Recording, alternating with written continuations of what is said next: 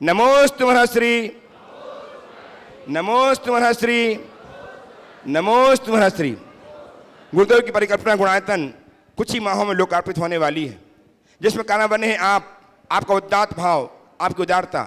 आज भी अपनी उदारता का परिचय दिया है निर्माण निधि के रूप में जोड़ करके श्रीमती बिमला बापना, श्री केसर सिंह खामेश्वरा उदयपुर से, श्री पवन शैली जैन आगरा से, श्री पुलकित जैन अनिल जैन अशोकनगर से, श्री विनोद जी जैन मनीष जी जैन पीयूष जैन सहारनपुर से, श्रीमती प्रेम जी जैन दिल्ली से, श्री नम्रता जी जैन अरविंद जी जैन अलीगढ़ से। आपकी तालियां उन तक पहुंचे, उनके उत्साह को दुगुणित करें। बहुत बहुत साधुवाद के साथ हम इनकी पुण्य की अनुमोदना करते हैं।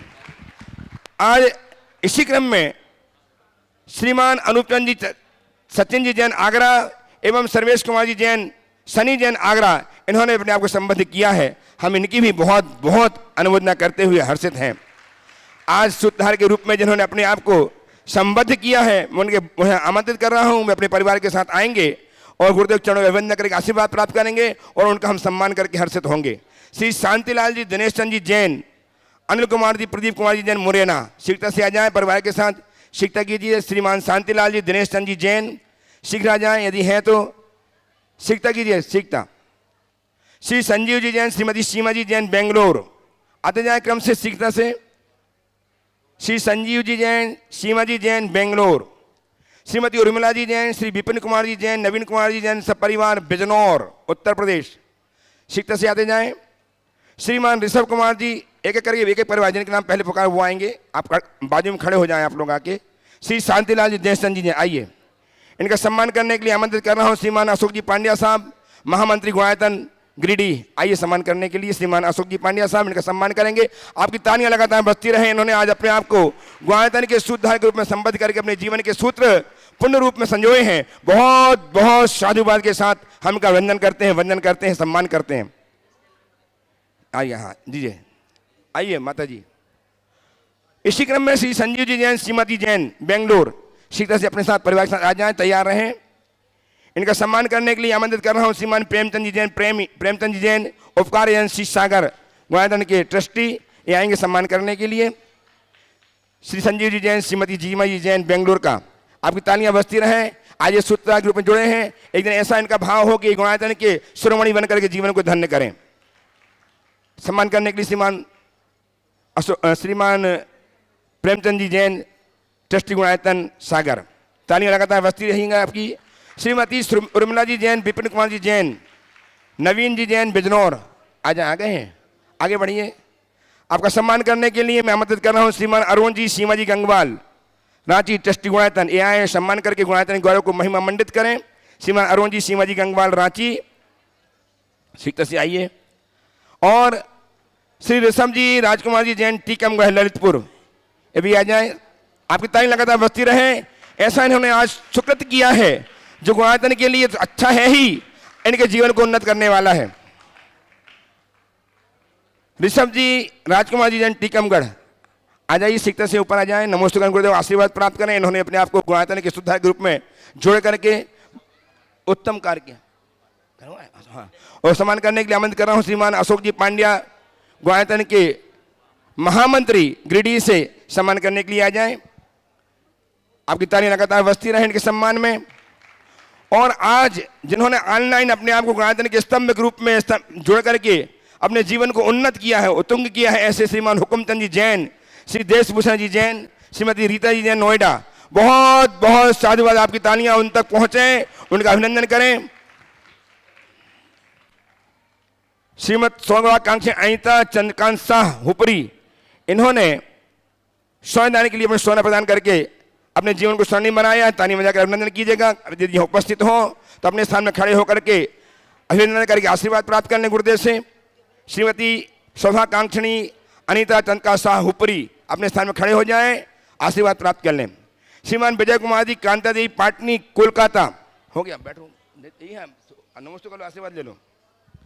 विजय कुमार जी कांता देवी पाटनी कोलकाता, जिन्होंने रजत प्रदान किया है रजत कार्य के लिए, बहुत बहुत साधु उपस्थित होकर के आशीर्वाद प्राप्त करें गुरुदेव से। और अब मैं सीधा आप सबको जोड़ रहा हूँ गुरुदेव के चरणों से, जिनसे आप पाएंगे अपने समाधान, और इसके लिए गति प्रदान करेंगे श्रद्धेय बाल ब्रह्मचारी भैया अशोक जी लिधौरा। आइएगा बंधुओं, यहाँ पर उपस्थित आप सब अपने प्रश्न पूज्य महाराज श्री के पावन चरणारविंद में रख सकते हैं। लेकिन उसके पूर्व हम आप यहाँ पर बहुत सम्मान के साथ में आमंत्रित कर रहे हैं। आज हमारे बीच किशनगढ़ राजस्थान से श्रीमती सुशीला जी पाटनी, श्री अशोक जी पाटनी आज हमारे बीच उपस्थित है। एक बार जोरदार करतल ध्वनि से हम उनका सम्मान करें। और मैं उन्हें बहुत सम्मान पूर्वक यहाँ पर आमंत्रित कर रहा हूँ। श्रीमती सुशीला जी, अशोक जी पाटनी, आर.के. मार्बल परिवार, किशनगढ़ राजस्थान से पधारें गुरु जी के श्री चरणों में नमन करने के लिए, गुरु जी का मंगल आशीष ग्रहण करने के लिए और गुणायतन के परंपरा के अनुसार उनका सम्मान करने के लिए हम यहाँ पर आमंत्रित कर रहे हैं श्री अशोक जी पांड्या, गिरिडीह से हमारे बीच हैं गुणायतन के महामंत्री, सुभाष जी CEO गुणायतन, NL जैन साहब कोषाध्यक्ष गुणायतन, और श्रीमती चंद्रकला जी पाटनी रांची से गुणायतन की मंत्री, और शकुन दीदी सागर से ट्रस्टी गुणायतन। थोड़ा सा तिलक अकेला लगा दो, तिलक लगा दो, हाँ कोई बात नहीं है, हाँ तिलक लगा दो और पीत वस्त्र पहना दे। आपकी तालियां लगातार बजते रहना चाहिए। उदार मना दान दातार, अनवरत तालियां रहना चाहिए बंधुओं। ये भारत की ऐसी विभूति है, गुरु चरणों में अनन्य भक्ति रखने वाले और उदार मना दान दातार। आपके लिए कल हमने बतलाया ही था कि पूरे वर्षा योग में जहां जहां भी साधु संत विराजमान हैं वहां पर आहार दान देने का सौभाग्य भी आप प्राप्त करते हैं। लगातार तो आपकी तालियां अनवरत जारी रहना चाहिए। अब कहाँ अभी तो भीड़ में थे महाराज से, एक बार साथ में तो खड़े हो जाएं, हम पूछेंगे ना, अब इसीलिए तो बुलाया है फिर से। जोरदार करतल ध्वनि के साथ आपकी तालियां दोनों हाथ ऊपर उठ करके बजना चाहिए, अनवरत जारी रहना चाहिए। और आइएगा, इसी के साथ हम गोलू, यह इनकी बड़ी विनम्रता और सहजता है कि ये हमेशा अपने आप को नत रखते हैं। आपने देखा होगा, आए भी तो पब्लिक के बीच चले गए, लोगों को एक बहुत अच्छा उदाहरण है। पर ऐसे व्यक्ति का समाज में सम्मान तो होना ही चाहिए, होना चाहिए कि नहीं होना चाहिए? जोरदार करतल ध्वनि से आप लोग एक बार सम्मान करो। ये सम्मान व्यक्ति का नहीं होता, सम्मान व्यक्ति के व्यक्तित्व का होता है। तो यह सम्मान आप सबको करना चाहिए। इनका हमारे समाज के लिए जो योगदान है वो कभी भुलाया नहीं जा सकता, इसलिए ये इनकी नम्रता है। पर समाज को ऐसे लोगों को आगे इसलिए करना चाहिए क्योंकि इनको देखकर दूसरे भी प्रेरणा पा सकते हैं। इसलिए यदि आपसे कोई दूसरे प्रेरित हो तो अशोक जी आपको संकोच त्याग देना चाहिए। और इसी के साथ प्रथम प्रश्न के लिए मैं अशोक भाई साहब के लिए ही आमंत्रित करता हूं। रुक के प्रश्न करेंगे बाद में, दूसरा एक दो लोग बोला, थोड़ा रुक के बोलेंगे अशोक जी, तो अभी बीच में चलिए कोई बात नहीं। महाराज श्री के आदेश को स्वीकार करते हुए थोड़ी देर हम उनके लिए यहाँ पर आमंत्रित करेंगे पुनः एक बार।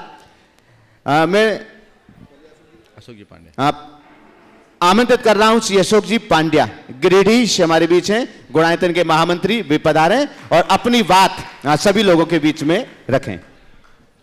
सभागार में उपस्थित सबों को मेरी सादर जय जिनेंद्र। मैं अपनी बात कहने के पहले उपस्थित सभी महानुभावों से, महिलाओं से, बहनों से, गुणायतन परिवार की तरफ से एक माफ़ी मांगना चाहता हूँ। जब इस प्रवचन हॉल का निर्माण हो रहा था तो गुरुदेव ने हमारी कमेटी को ये कहा था कि विनोद जी, अशोक जी, आप लोग ये जो प्रवचन हॉल बना रहे हैं, मैं आज आपको कह देता हूँ कि आने वाले दिनों में ये प्रवचन हॉल छोटा पड़ेगा।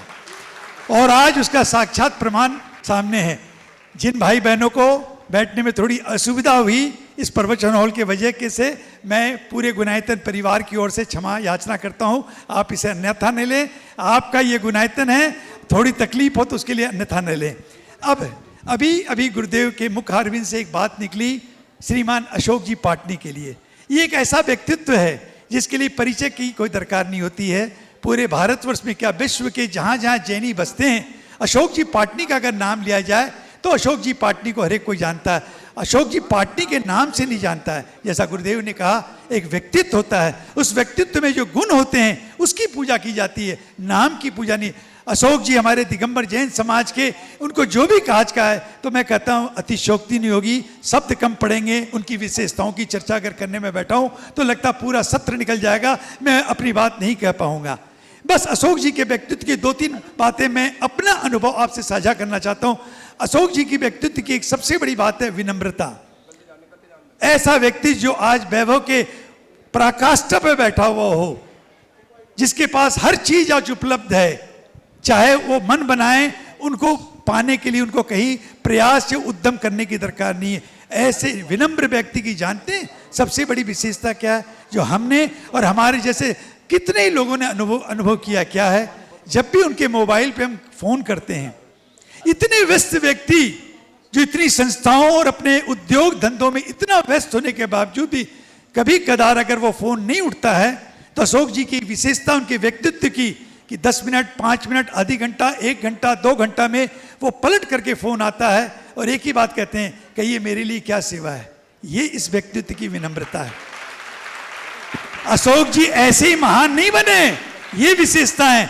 आज सभागार में उपस्थित मैं पूछता हूं कितने लोग ऐसे हैं जो कॉल आते हैं उनको अटेंड करते हैं और ये विनम्रता दिखाते हैं। मैं समझता हूं कि चंद लोग होंगे और वो चंद लोग भी मेरी परख के अनुसार से खरे नहीं उतरेंगे। अशोक जी की एक दूसरी भी विशेषता जो मैंने इन वर्षों में कही, नम्रता। छोटा से छोटा काम, बड़ा से बड़ा काम, अगर सामाजिक परिवेश के अंदर कोई समस्या आती है या व्यक्तिगत परिवार के अंदर जो समस्या आती है, अशोक जी की जानकारी में अगर आ गए तो मैं समझता हूं उनको निपटाने में आम आदमी को अगर महीनों हफ्तों लगते होंगे, दिन लगते होंगे, अशोक जी के पास जाने के बाद वो चंद मिनटों और चंद घंटों का ही होता है।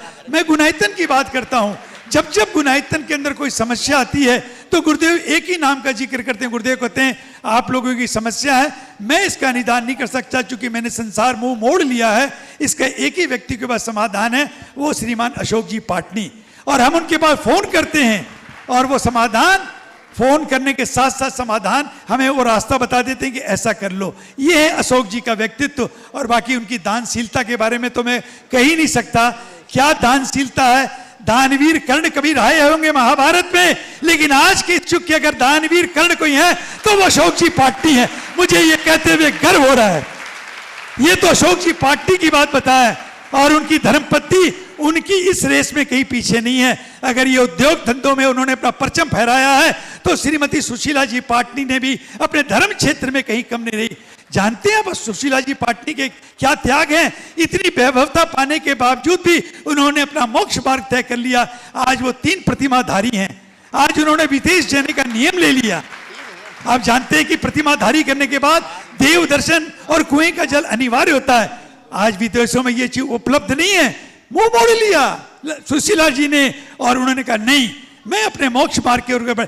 ऐसा ये दंपत्ति परिवार है जो हमारे दिगंबर जैन समाज का गौरव है। और हम इनके बारे में, इनको जब भी मैं देखता हूं तो लगता है कि क्या व्यक्तित्व है, कितना सरल व्यक्तित्व है। जमीन पे बैठते हैं, हमको कुर्सी पे बैठाते हैं और खुद कहते हैं नहीं आप, मैं तो जमीन पे अच्छा हूं, अगर चटाई नहीं मिली तो जमीन पे बैठ जाते हैं। ऐसा व्यक्तित्व अशोक जी हैं, आज हमारे बीच में हैं। हमारा सौभाग्य है कि ऐसे व्यक्तित्व का हमें साक्षात करने का मौका मिला।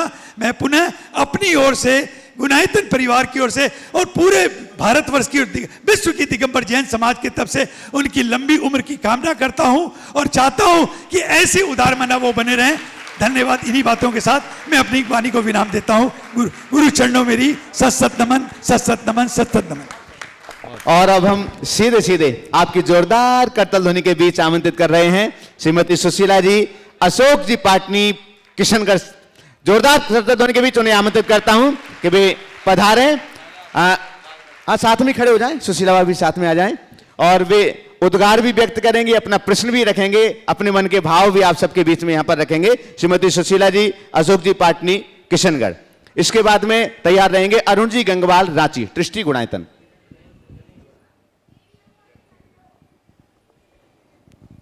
नमोस्तु महाराज श्री। महाराज श्री अशोक जी पांड्या ने कुछ मेरे बारे में बहुत ही ज़्यादा कह दिया। मैं तो आपके समाज का एक छोटा सा सेवक हूँ और मुझे समाज में कोई भी कहीं भी कोई भी थोड़ा सा भी अगर मान लो, मैं मन में सोचता हूँ कि थोड़ा सा भी अगर मान लो अपन कोई किसी के काम आ जाए तो मेरे को बहुत ज़्यादा खुशी होती है। और करते कुछ भी नहीं है, थोड़ा सा जरा सा हल्का सा सारा लगाते से वो एकदम उसको संतुष्ट हो जाता है और अपनी आत्मा भी एकदम तृप्त हो जाती है। तो ऐसा कुछ अपन ऐसा अशोक जी ने जैसा कहा ऐसा कुछ नहीं है। मैं तो एक छोटा सा तुच्छ सेवक हूँ आपका, और सेवक ही बने रहना देना, और आप लोगों का सबका आशीर्वाद इसी तरह बनाए रखना। महाराज श्री, ये गुणायतन में इतना तीव्र गति से काम चल रहा है और बहुत ही सुंदर, बहुत ही अच्छा, बढ़िया काम हो रहा है, बहुत अच्छा काम हो रहा है। किंतु मेरे मन में भी शंका है और बाकी के लोगों को भी शंका होगी कि बहुत सारे लोग होंगे जो गुणायतन का मतलब ही नहीं जानते। तो आपसे मेरा निवेदन है कि गुणायतन के बारे में, गुणायतन क्या होता है, अपने आगम में गुणायतन का क्या मतलब होता है, तो वो गुणायतन का मतलब बताएं तो लोगों को समझ में आएगा, मेरे को भी समझ में आएगा। नमोस्तु भगवान। देखिए, पहले तो अशोक जी पांडा की बात को कितनी विनम्रता से टाल दिया, ये भी एक अच्छाई है। और हमें एक सीख लेनी चाहिए कि जब भी हमारी कोई प्रशंसा करे तो हम अपनी आंखें नीचे कर लें, लेकिन कोई अगर किसी के गुण देखे तो अपनी प्रशंसा को कभी न रोके, प्रशंसा अवश्य करे, सीखना चाहिए। हम जीवन में कितना भी अच्छा काम करें, अपने आप को केवल निमित्त मान करके चले, करता नहीं। करतापन अहंकार लाता है, और जब मन में ऐसा रहता है कि हमारे निमित्त से कुछ हो जाए तो अच्छा है, तो यह व्यक्ति को विनम्र बनाए रखता है। और यही व्यक्ति की आध्यात्मिक चेतना का एक उदाहरण बनता है, जो अशोक जी के अंदर हम लोगों को बखूबी दिखाई पड़ती है। अब आपके सवाल की जहाँ तक बात है,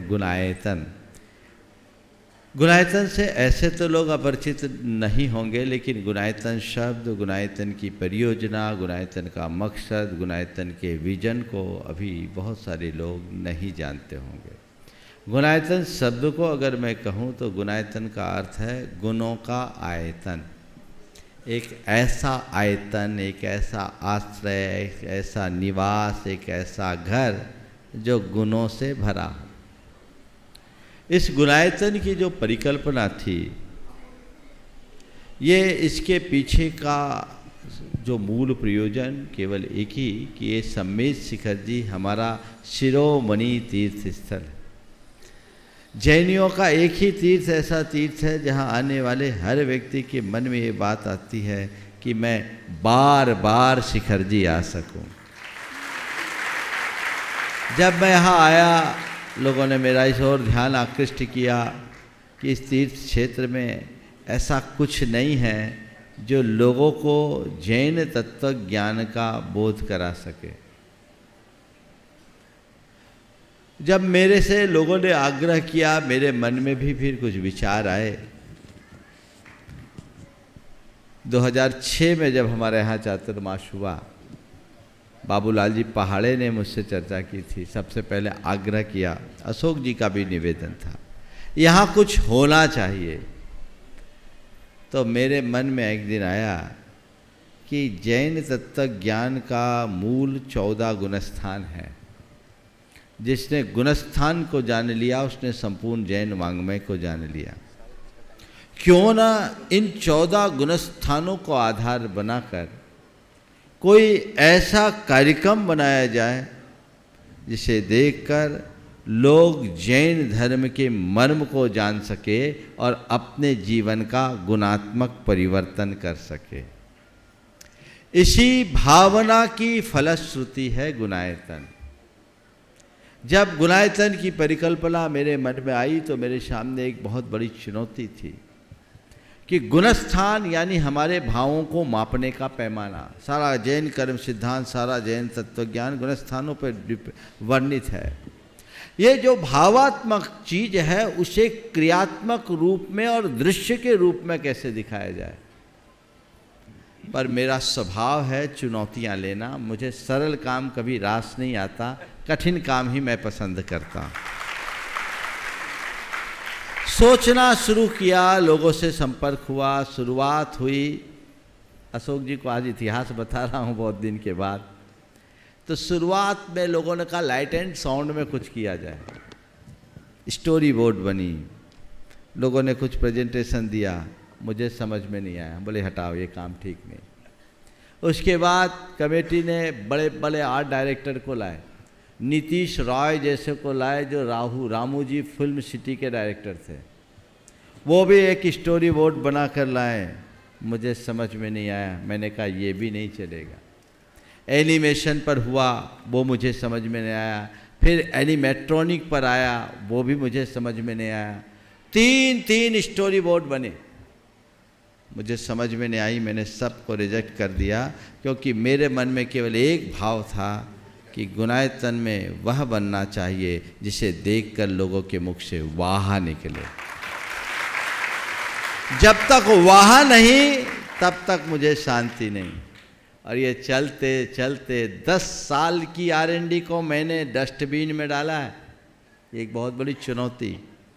और 2017 से ये 5 सालों में गुणायतन ने वह रूप ले लिया जिसकी आप कल्पना भी नहीं कर सकते। इस गुणायतन में आपने पूछा है क्या हो रहा है। गुणायतन शब्द से तो आप वाकिफ हो ही गए। एक ऐसा आयतन जो पूरे समाज के गुणात्मक परिवर्तन का आधार बनेगा, वो है गुणायतन। कैसे बनेगा, उसके 4 अलग अलग चरण हैं। प्रथम चरण में गुणायतन जो काम करने जा रहा है, आज मैं केवल उसकी बात करूंगा। यहाँ पर भव्य जिनालय तो बन ही रहा है। आप जब जिनालय का रूप देखते हैं आपके मुख से सहसा वाह निकलता है। क्या है, अभी तो अधूरा है। जब ये पूर्ण रूप से निखरेगा तो पंचायतन शैली का भारत का पहला दिगंबर जैन मंदिर होगा जो पूर्ण पाषाण निर्मित। यद्यपि गुरुदेव के आशीर्वाद से एक मंदिर बने हैं। कुंडलपुर के बड़े बाबा के मंदिर के आगे बहुत छोटा मंदिर है, लेकिन इस मंदिर का अपना शिल्प और स्थापत्य सबके आकर्षण का केंद्र है। और आप सबके लिए गौरव का विषय इसलिए है कि सम्मेद शिखर में दिगंबर जैनियों का पहला पाषाण निर्मित मंदिर है, जो जिन शासन के गौरव को आने वाले हजारों वर्षों तक सुरक्षित रखेगा। तो ये तो हुई मंदिर की बात। मंदिर है, सहस्कूट जिनालय है, अन्य आनुषांगिक चीज़ें हैं, संत निवास है, ये सब चीज़ें तो है ही। इसके साथ यहाँ पर एक साधना वसतिका का निर्माण किया जा रहा है। साधना वसतिका में ऐसे लोग रहेंगे जो अपना पूरा जीवन सम्मेद शिखर में बिताना चाहते हैं। सारी सुविधाओं से युक्त यहाँ व्यवस्था, जहाँ सब प्रकार की मेडिकल फैसिलिटीज के साथ साथ आध्यात्मिक मार्गदर्शन, और यहाँ पर उनको संलेखना तक करने की सुविधा होगी। एक संलेखना भवन का भी निर्माण होगा जिसमें सिद्धार्थ जी जैसे निष्णात श्रावक और श्राविकाएं होंगी। जो ऐसे सिद्धार्थ जी कटनी से अभी आए हुए, यहाँ एक संलेखना चल रही है अभी, और सतना से सिद्धार्थ जी हैं, ऐसी उनकी व्यवस्था होगी। कोई अस्पताल में न मरे, यहाँ आकर अपना उद्धार करे। जैसे वैष्णवों में ये मान्यता है कि काशी करवट लेकर के जाएं, ये जैनियों की काशी सम्मेद शिखर है। हर जैनी यहाँ से अपना कल्याण करे। ये समाज के लिए एक बड़ी उपलब्धि होगी।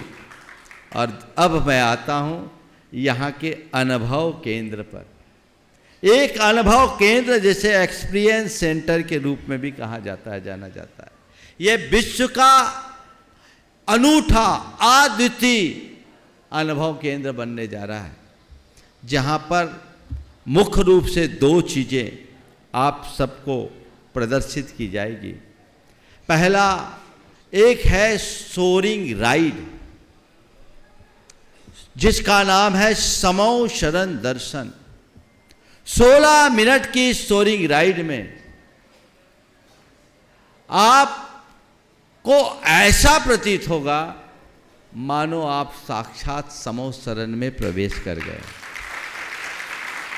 हम लोगों ने शास्त्रों में समो शरण को के बारे में सुना है, पढ़ा है, देखा नहीं, लेकिन जब आप यहां आएंगे, इस सोरिंग राइड में सवार होंगे, 12 मीटर हाइट पर जाएंगे, वो राइड चलेगी, स्क्रीन के माध्यम से आपको ऐसा प्रतिभाषित होगा कि आप साक्षात समो शरण में आ रहे हैं। आप भूल जाएंगे कि पंचम काल में आप सम्मेद शिखर आए हैं। आपको ऐसा लगेगा चौथे काल में साक्षात महावीर भगवान के समो शरण में।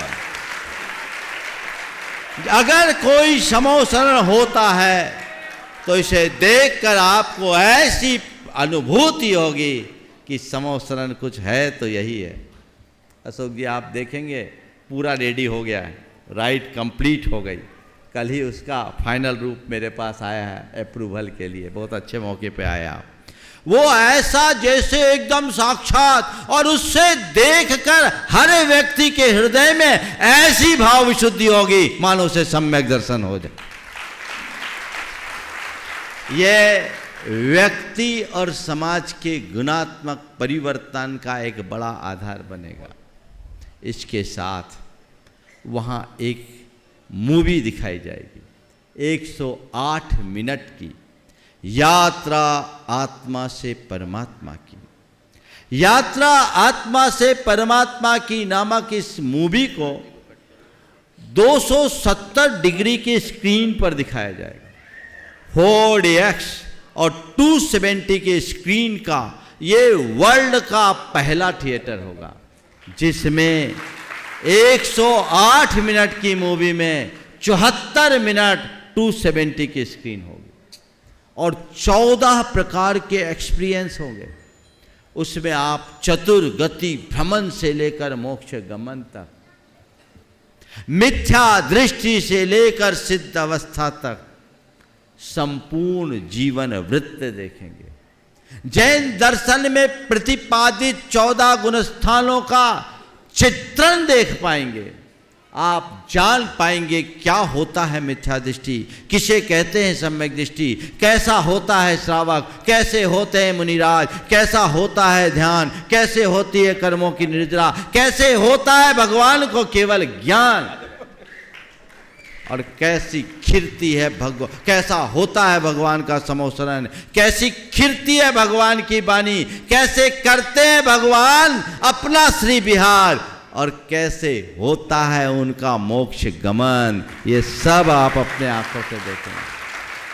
अशोक जी, जब भगवान के विहार का दृश्य होगा ना, तो आप सब लोग अपने आसन से उठ के बरबस भगवान के चरण पकड़ने को लालायित हो उठेंगे। ऐसा प्रतीत होगा भगवान मेरे बाजू से जा रहे।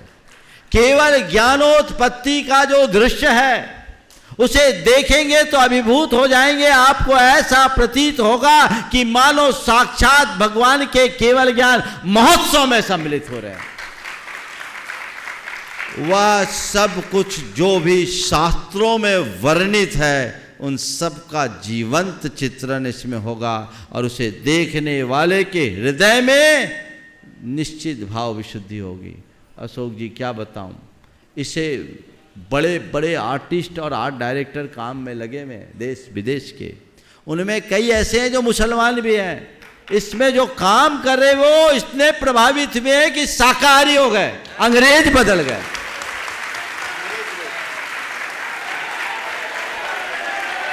तो मैं आश्वस्त हूं, हाँ देश विदेश के सभी। अभी कुछ चीज़ें ऐसी जो मैं ज़्यादा खोल नहीं रहा हूँ, लेकिन लोगों में बहुत बड़ा परिवर्तन। ऐसे लोग जो हिंदी नहीं जानते, जो जैनिज्म को नहीं जानते, वो इसे देखकर, हिंदी की पूरी स्टोरी को देखकर उनके हृदय में ऐसी भाव विशुद्धि है, कहते हैं ऐसा कुछ नहीं, ऐसा तो कभी देखा ही नहीं। और मुझे तो लगता आने वाले दिनों में ये मूवी जैन धर्म का परचम फहराएगी, व्यक्ति व्यक्ति का जीवन परिवर्तित। आने वाले दिनों में लोग अब सम्मेद शिखर आएंगे तो पहले गुणायतन अनुभव केंद्र का रिजर्वेशन पहले कराएंगे, रेलवे टिकट बाद में, इसके अकॉर्डिंग करेंगे। ये सौभाग्य आप सबको मिल रहा है, ये गौरव आप सबको मिल रहा है। परम पूज्य गुरुदेव के आशीर्वाद से ये साकार होने जा रहा है। यहाँ आचार्य महाराज के हाइकू पर 108 पेंटिंग्स बनाई गई, वर्ल्ड क्लास, उसे भी यहाँ प्रदर्शित किया जाएगा लॉबी में। और जब यहाँ की आप लॉबी में आएंगे तो आप भव सागर में फंसे अपने आप को पाएंगे। और भव सागर ऐसा समुद्र, ऐसा प्रतीत होगा कि आप एक ऐसे समुद्र में फंस गए हैं जहाँ सुनामी उठ रही है, व्हेल और शार्क मंडरा रही है। और तब आपको एक जहाज दिखेगा जो कहेगा भव सागर से पार उतरना है, जिन धर्म की जहाज पर सवार हो जाए।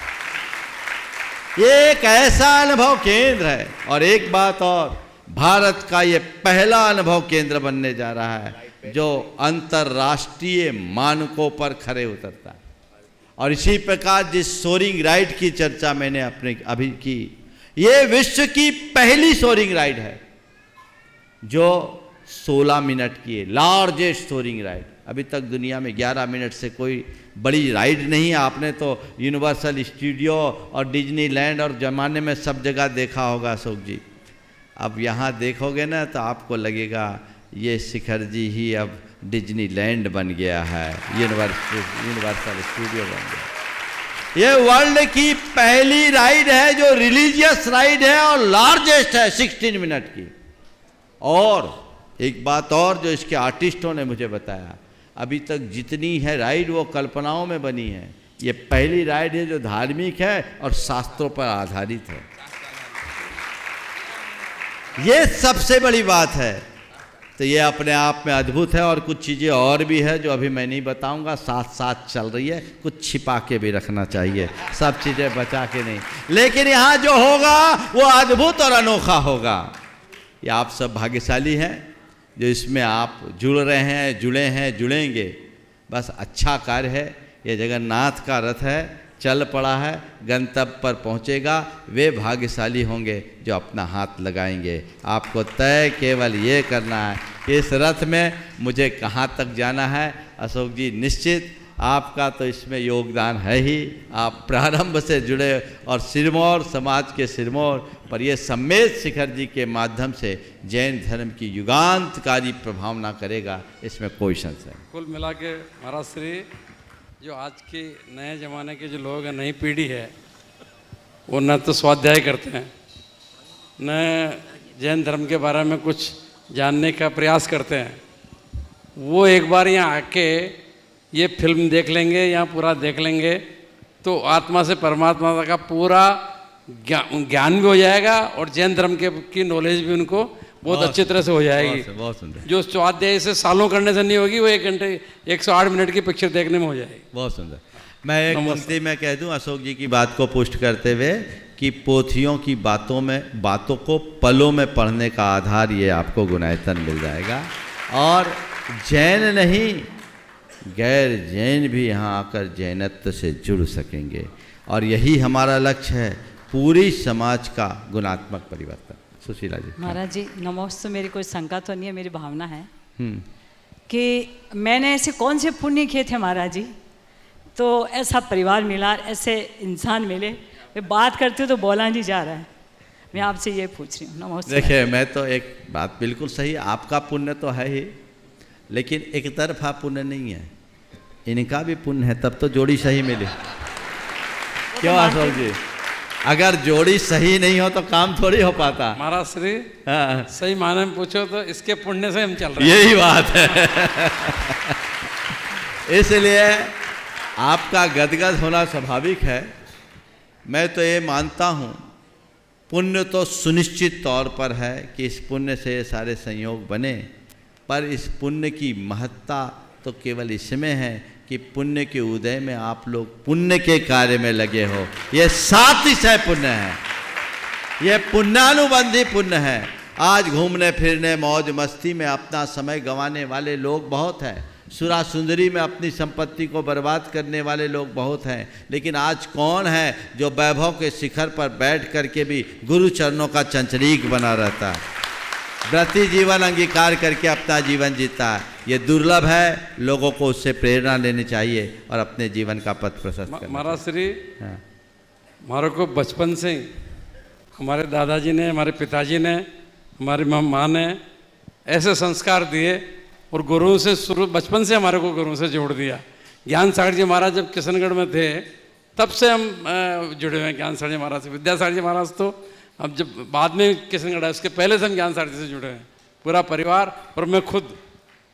यही तो आदर्श संस्कार है। सब वहीं से मिले हैं हमारे। बहुत सुंदर, बहुत सुंदर। एक बार जोरदार करतल ध्वनि से आप सब स्वागत करें और आज के रास्ते को बताएं। पहले सूचनाएं दे दीजिए। आइएगा बंधु। एक बात मैं कहूँगा, आज मैं देख रहा हूँ ये हॉल छोटा पड़ रहा है, इसलिए कल का ये शंका समाधान निहारिका के परिसर में जो बड़ा पांडाल है वहाँ होगा, इसलिए कल आप लोग वहाँ पहुँचेगा। आज बहुत लोगों को वापस जाना पड़ा। जो मुख्य पांडाल है, कल के शाम का शंका समाधान का कार्यक्रम वहीं पर होगा। और परसों के दिन भगवान पार्श्वनाथ का निर्वाण महामहोत्सव है। मैंने कल भी आप सबसे कहा था, पूरे देश भर के लोग पूरे उत्साह और उमंग के साथ जहाँ भी हो भगवान पार्श्वनाथ का निर्वाण महोत्सव मनाएं। जितना उत्साह हम दीपावली के दिन भगवान महावीर के निर्वाण कल्याणक में लगा दिखाते हैं, उतना है, बल्कि उससे कहीं ज़्यादा पार्श्वनाथ भगवान के निर्वाण कल्याणक में हम सबको दिखाना चाहिए। और वह उत्साह हर जगह, हर गाँव, हर शहर, हर मंदिर में मनना चाहिए। और यहाँ जो लोग आए वो पूरे उत्साह के साथ ऊपर जाकर के वंदना करेंगे, चूँकि बहुत सारे लोगों ने आज या बहुत सारे लोग कल वंदना करेंगे। जो ऊपर जाएंगे ऊपर भाव भक्ति से वंदना करके आएंगे, और जो ऊपर नहीं आएंगे वे नीचे आकर के यहाँ लाडू चढ़ाने का सौभाग्य पाएंगे, वंदना करेंगे। विभिन्न मंदिरों में है ही, और यहाँ पर भी जैसे कहा गया, अब हम तो जा नहीं सकते, चातुर्मास का बंधन है तो ऊपर नहीं जा पाएंगे, कोई बात नहीं, हम भावों से ऊपर पहुँचेंगे और आप लोगों को भी ऊपर पहुँचाएंगे। और यहाँ पर दोपहर में 2:30 बजे से भगवान के निर्वाण लाडू का 2:30 बजे से निर्वाण लाडू का कार्यक्रम होगा। आप सब उसका लाभ लेंगे और बाकी प्रक्रियाएं जैसी आप सबसे कही गई उसके अनुरूप आप इसे चलाकर देखेंगे। हाँ बंधु, श्रीमती किरण जैन लक्ष्मी नगर ने, जिन्होंने 4 ग्राम स्वर्णदान दिया, अपने स्थान पर खड़े होकर के नमोस्तु कर लें। हम कल का शंका समाधान आपको विदित है कि निहारिका के पीछे जो बड़ा पांडाल बनाया हुआ है चातुर्मास वर्षायोग का, उसमें संपन्न होगा। आप सभी लोग ठीक 6 बजे से वह कार्यक्रम वहां पर प्रारंभ हो जाएगा। 10 मिनट पहले आप वहां पहुंचेंगे। और कल प्रातःकाल 9:15 बजे निहारिका में मंगलम भवन के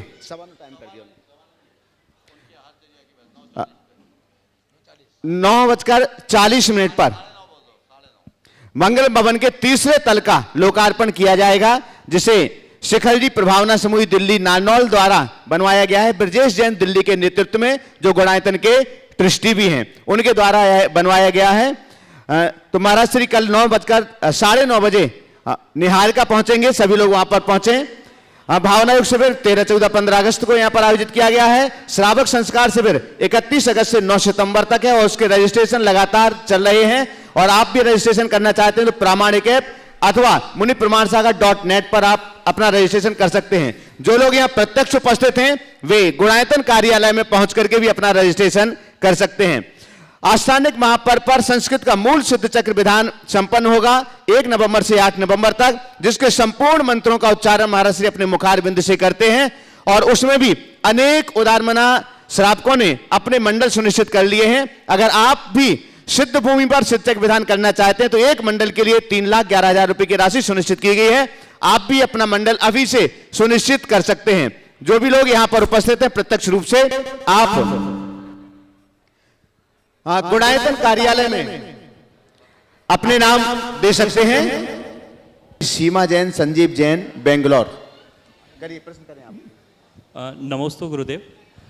गुरुदेव, मेरा प्रश्न आज के प्रवचन से है। आज आपने 4 के प्रति कृतज्ञ होने के लिए कहा था, प्रकृति के प्रति, जीवनदाता के प्रति, जन्मदाता के प्रति और जीविका दाता के प्रति। मेरा प्रश्न थोड़ा प्रकृति से रिलेटेड है। जैसे वर्तमान समय में हम देखा जाए तो क्लाइमेट चेंज और या फिर उसको ग्लोबल वार्मिंग बोलें, उसके एक बहुत कुप्रभाव से गुजर रहे हैं। झारखंड में अभी सूखे की स्थिति बनी हुई है, जोधपुर में बाढ़ आ रही है, यूरोप में बहुत गर्मी है, तो ऐसा नहीं है पूरा विश्व ही उसी के परिणाम से भुगत रहा है। तो महाराज श्री, मेरा प्रश्न ये है कि इस क्लाइमेट चेंज और ग्लोबल वार्मिंग के प्रभाव को कम करने के लिए व्यक्तिगत तौर पे या जैन समाज के सामूहिक तौर पे हम लोग ऐसा क्या प्रयास करें कि पूरे विश्व में एक उदाहरण प्रस्तुत कर सकें? देखिए, बहुत अच्छी बात की है। क्लाइमेट चेंजिंग एक बहुत बड़ी चुनौती है और इस पर सबको गंभीर होना चाहिए। मेरा तो मानना ये है कि पूरा विश्व यदि जैन दर्शन के अनुकूल आचरण करना शुरू कर दे तो फिर कुछ चेंज करने की ज़रूरत ही नहीं होगी, सब कुछ अच्छा होगा। तो लोगों को आज जैनत्व को आत्मसात करने की आवश्यकता है और जैनत्व को आत्मसात करें, हम जैन धर्म की मूलभूत बातों को लोगों तक बताएं, पहुंचाएं और जैन जीवन शैली को अपनाने की प्रेरणा लोगों को दे, तो एक बहुत संधि स्थल है, हमें इस दिशा में काम करना चाहिए। मेरा अनुरोध है अशोक जी पाटनी साहब अपना स्थान ग्रहण करें, ऊपर पधारें। आपका स्थान पहले से सुरक्षित है, तो आप यहाँ पर आ जाएं। हाँ, पधारिएगा। एक बार जोरदार करतल ध्वनि से हम सम्मान करें। विगत 2 दिनों से श्रीमती सुशीला जी पाटनी तो अपनी उपस्थिति दर्ज करा ही रही थी, आज अशोक भाई साहब भी यहाँ पर पधार चुके हैं। हाँ, कोई बात नहीं चलेगा। श्रीमान सचिन जी नेहा जी लोहारिया परिवार रतलाम, श्रीमान सचिन जी नेहा जी लोहारिया, श्रीमती शिल्पा जैन सागर, श्रीमती शिल्पा जैन, जिनके भी हम नाम ले रहे हैं वे शीघ्रता से निकल करके आगे आ जाएं। श्रीमती शिल्पा जैन सागर, मुस्कान जैन टूंडला उत्तर प्रदेश। देखिएगा, पार्श्वनाथ भगवान के निर्माण महोत्सव में सम्मेद शिखर तीर्थराज पर संपूर्ण भारतवर्ष से श्रावक बंधु यहां पर पधारते हैं प्रतिवर्ष, और इस वर्ष भी बहुत अधिक संख्या में, कोरोना के बाद पहली बार बहुत अधिक संख्या में सभी लोग यहां पर पधारे हुए हैं। और मेरा अनुरोध है जो भी लोग यहां पर उपस्थित हैं, जिनके नाम बोले उनके लिए थोड़ा सा निकलने के लिए भी आप स्पेस देते जाएं और जगह भी बनाते जाएं। नमोस्तु महाराज। अक्षय, माइक की व्यवस्था ऐसा करो आज वहीं के वहीं भिजवाते जाओ, तो यहाँ आने में, क्योंकि निकलने में दिक्कत जाएगी। नमोस्तु महाराज। श्रीमती शिल्पा जैन। चलेगा, श्रीमती पूछे प्रश्न नमोस्तु पूछे। महाराज। महाराज श्री, आप सागर में जब विराजमान थे उस समय का प्रवचन सार में आप जब सागर में विराजमान थे उस समय आपने प्रवचन में कुछ पंक्तियां कही थी, मैं उसका अर्थ समझना चाहती हूँ। बद की सूरत में ना बदलो, बद की सूरत में ना बदलो। महाराज श्री, मैं आज आपने सागर में विराजमान थे जो, उसमें प्रवचन सार में जो भी आप मतलब पंक्तियाँ बोली थी, मुझे उसका अर्थ समझना है। बद की सूरत में ना बदलो, बद का है अंजाम बुरा। बद की है सोबत बुरी, बद की सोबत में ना बैठो, बद का है अंजाम बुरा। हाँ, बद न बनो पर बद कहलाओ, बद अच्छा बदनाम बुरा। ये बड़ी पुरानी कहावत जी। बद की सोबत में मत बैठो, यानी गलत व्यक्ति की संगति में मत रहो। गलत की संगति में रहोगे तो तुम बदनाम अपने आप हो जाओगे। जैसों की संगति में रहोगे, गलती नहीं भी करो तो बदनाम होगे। तो जो गलत कर रहा है वो कुछ ना कुछ फिर भी कर रहा है और तुम बिना किए बदनाम होगे, इसलिए बद से भी बुरा बदनाम है। ये चलिए आगे। सचिन जी नेहा जी लोहारिया परिवार रतलाम। देखिए, मेरा अनुरोध है, चूंकि आज भीड़ बहुत ज्यादा है, तो जो लोग जहां पर हैं आपके स्थान पर माइक पहुंचेगा और आप अपने स्थान से ही महाराज श्री के श्री चरणों में अपने शंकाएं रख सकेंगे। आगे तैयार रहेंगे श्री पदम जैन बिलाला, कमलेश जी पाटनी जयपुर। अपने स्थान पे, हाँ, वहीं पहुंचा दो। बोलिए। नमस्ते महाराज जी। नमस्ते महाराज जी। मेरा प्रश्न है, दान का महत्व क्या होता है? दान का महत्व क्या होता है?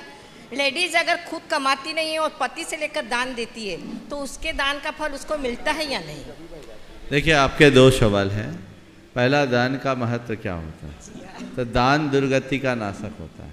और दान का आपने पूछा महत्व क्या होता है, तो आज हमारे यहाँ बहुत बड़ा आदर्श उपस्थित है। जो दान करता है वो अशोक पाटनी जैसा हो जाता है ना।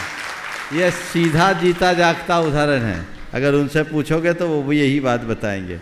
उन्होंने अपने कैरियर की शुरुआत की, कभी मुड़ के नहीं देखा, लेकिन जितना उनके पास रहा उससे ज़्यादा दान का हमेशा भाव रखा। तो यही भाव मनुष्य को आगे बढ़ाता है। तो दानम दुर्गति नाशनम। अब जब हाँ ठीक है ना, क्यों अशोक जी, थोड़ा सा दिखने दो अशोक जी को, हाँ, थोड़ा सा एक साइड हो जाओ। हाँ हाँ, दान नहीं दिया वो तो खुद, हाँ ध्यान नहीं दिया, बिल्कुल ठीक। और दूसरा सवाल आपने पूछा, महिलाएं कमाती नहीं और वो पति से लेकर दान देती है, तो उनको दान का कुछ लाभ मिलेगा कि नहीं मिलेगा। मैं आपसे एक सवाल करता हूँ, आप पति की अर्धांगिनी कहलाती हो कि नहीं? पति की आधी संपत्ति की हकदार हो कि नहीं? तो पति जो दान देता हो अपना कहाँ दिया, आधा तो आपका है। तो पति दान दे और पत्नी ताली बजाए, बराबर का पुण्य पाए। पत्नी को प्रेरित कर ले, बराबर का पुण्य पाए। समझ गए? चलिए, नमस्ते महाराज। हाँ दीजिए उधर माइक। श्री पदमजी जैन बिलाला एवं कमलेश जी पाटनी अपनी पूरी टीम के साथ में आगे तैयार रहेंगे। श्रीमती मालती जैन, न्यू शास्त्री नगर, जबलपुर। नमोस्तु गुरुदेव, नमोस्तु गुरुदेव, नमोस्तु गुरुदेव। जनकपुरी ज्योति नगर जैन समाज की ओर से पूरे दल जो यात्रा दल आया है उसकी ओर से आपको सादर नमोस्तु नमोस्तु नमोस्तु। महाराज श्री, एक छोटा सा प्रश्न है। पद पर रहते हुए मान व कसाय को कैसे मंद किया जा सकता है? यहाँ मेरा पद से आता है सरकारी पद, संस्था का पद, सामाजिक पद या धार्मिक, किसी प्रकार के, किसी हर प्रकार के पद से है मेरा आशय है। उसमें रहते हुए मन कसाय को कैसे मंद किया जा सकता है? देखिए, पद पे रहते हुए मान और कसाय को कैसे कम किया जा सकता है? कोई भी पद पर रहेगा, पद का मान देगा, लोग मान दे, पर हम अपने पद की जगह अपने अंदर के स्वरूप को ध्यान दे तो मान नहीं होगा। समझ गए? आज मेरे ऊपर कोई दायित्व है, वो पद के रूप में मेरे साथ जुड़ा है, चाहे धार्मिक सामाजिक संस्था हो या कोई शासकीय या किसी संस्थान का, तो मेरी जिम्मेदारी है कि मैं उसका अच्छे से निर्वाह करूं। पर उसमें हम उसका अभिमान से तब बच सकते हैं जब आप उसे केवल एक जिम्मेदारी मानोगे, जो मुझे एक ड्यूटी दी गई है, पर उसे आप अपना कर्तव्य बना लोगे तो अभिमान से नहीं बचा सकते। तो किसी भी प्रकार का मान है, उससे बचने का एक ही उपाय है, वह है अपने स्वरूप का ध्यान। यदि आप अपने स्वरूप को ध्यान में रखेंगे तो सब प्रकार के मान से और कसाय से बच सकेंगे। श्रीमती मालती जैन, न्यू शास्त्री नगर, जबलपुर। आगे तैयार रहेंगे श्रीमती शिल्पा जी जैन, सागर। नमोस्तु महर्षि, नमोस्तु महर्षि, नमोस्तु महर्षि। महर्षि, मेरा प्रश्न यह है कि मैं एक नारी का कैसा कौन सा कर्म का उदय है, पूर्व जन्म का है कि अभी का है? बचपन में माँ बाप का वियोग, जवानी में पति का वियोग, और अब समय बच्चे कष्ट दें, इसमें कौन सा उदय है? अभी का है कि पूर्व जन्म का है? देखिए, पाप कर्म का कौन सा उदय है? जिनके साथ भी ऐसी स्थिति है, निश्चित वह उनके लिए बहुत दुखदायी स्थिति है, और मेरी उनके साथ पूरी संवेदना है, सहानुभूति। ऐसे लोगों को कभी हताश नहीं होना चाहिए, और इस तरह के दुखों को दुखद के रूप में देखने की जगह ये मानकर स्वीकार करना चाहिए कि ये मेरा दुख नहीं, मेरे कर्म काटने का एक निमित्त बनकर आया। अगर माँ बाप का वियोग था, ठीक है, पति का वियोग है, हो गया, आज बच्चे दुख दे रहे हैं, मैं संसार के चित्र को साक्षात देख रही हूँ, ऐसा सोचो। और इन सब बातों को मोह भाव का निमित्त बनाने की जगह वैराग्य का निमित्त बनाए, अपने आप को और मजबूत बनाए, और एक ही धारा अपने अंदर प्रवाहित करें। ये मेरे कर्म का उदय है, अशुभ संयोग है, जो भी संयोग है, जितना भी बनना है बदलना है, ढल जाए, जो कर्म है यहीं कट जाए, तो हम बहुत कुछ स्थिरता पा सकते हैं। शिल्पा जी जैन सागर। मुस्कान जैन, टूंडला, उत्तर प्रदेश। मुस्कान जैन, टूंडला, उत्तर प्रदेश। श्रीमती कमलेश जी। ओ हाँ, सीखता से जिनके नाम ले रहे थोड़ा पहले खड़े हों। बोलो, अगला नाम बोलो। नमोस्तु नमोस्तु नमोस्तु गुरुदेव। बोलिए। नमोस्तु गुरुदेव। महाराज श्री, मेरा ये सवाल है कि अगर किसी इंसान को या किसी बच्चे को अभी अभी धर्म में रुचि हुई है, अभी अभी जैन धर्म से लगाव हुआ है, अभी अभी उसमें विश्वास बढ़ा है और इससे पहले ज़िंदगी मतलब वैसी काटी जैसे औरों की तरह, बिल्कुल मतलब जैन धर्म के अनुसार नहीं काटी, तो अभी अभी उसको विश्वास हुआ है बस, तो वो शुरुआत कहाँ से करे और किन भावों से करे? देखिए, जिसके अंदर ऐसा परिवर्तन आता है ना, वो परिवर्तन बढ़ जाए तो बहुत आगे बढ़ जाता है। समझ गए? अगर तुम अपने संदर्भ में कह रही हो तो ये समझो तुम्हारे जीवन में मंगलाचरण हो गया।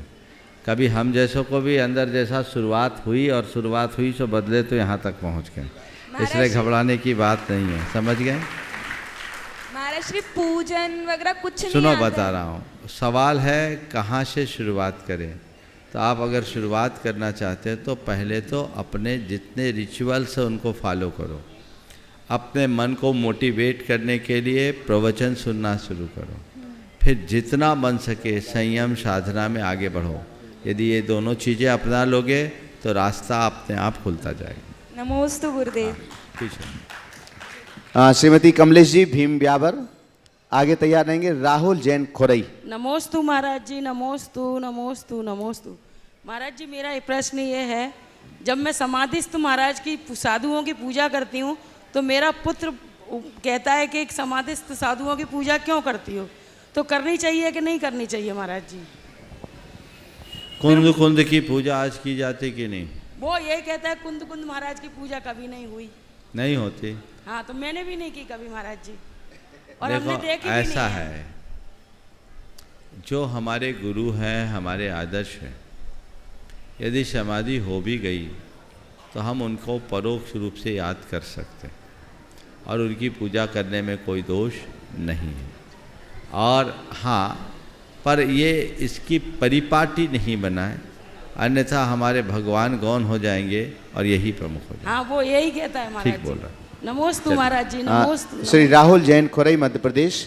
आगे तैयार रहेंगे श्रीमती कीर्ति प्रमोद जी जैन, पथरिया।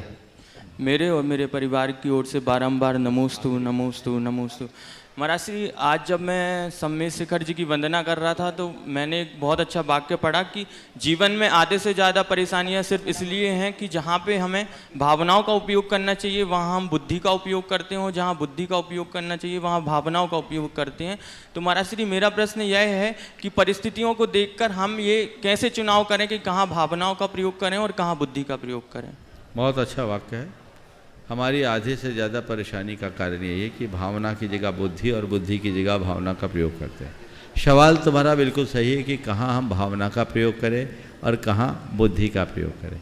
मैं उत्तर देता हूँ, जहाँ संबंधों की बात हो वहाँ भावना का प्रयोग करो। क्या बोल रहा हूँ?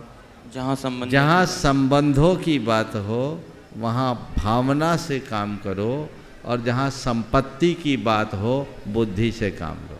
नमोस्तु महाराज जी, नमोस्तु। दो शब्दों में कहूँ तो परिवार भावना से चलता है और व्यापार दिमाग से। समझ गए? चलिए, हाँ बोलो आखिरी। श्रीमती कीर्ति प्रमोद जी जैन, पथरिया।